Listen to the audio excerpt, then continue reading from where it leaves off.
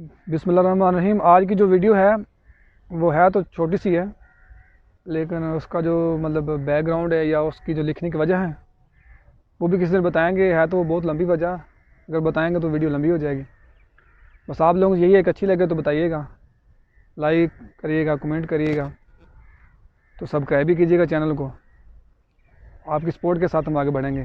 तो आप आगे चलें, सुने कैसी लगी आपको। शुक्रिया। रस्म दुनिया को निभा रहे हो शायद तुम, रस्म दुनिया को निभा रहे हो शायद तुम, सब्र हमारा आजमा रहे हो शायद तुम। रस्म दुनिया को निभा रहे हो शायद तुम, सब्र हमारा आजमा रहे हो शायद तुम। दूर रहकर भी तो खुद को, दूर रहकर भी तो खुद को बिना जुर्म दे सजा रहे हो शायद तुम।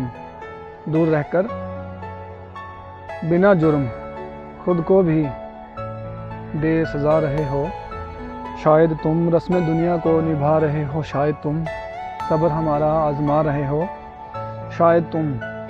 दूर रहकर खुद को भी तो बिना जुर्म दे सजा रहे हो शायद तुम। हम मर जाएंगे आपकी इन आजमाइशों से, हम मर जाएंगे आपकी इन आजमाइशों से।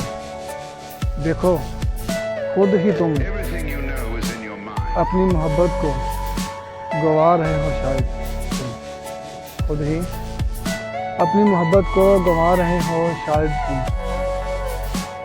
सब्र हमारा आजमा रहे हो शायद तुम।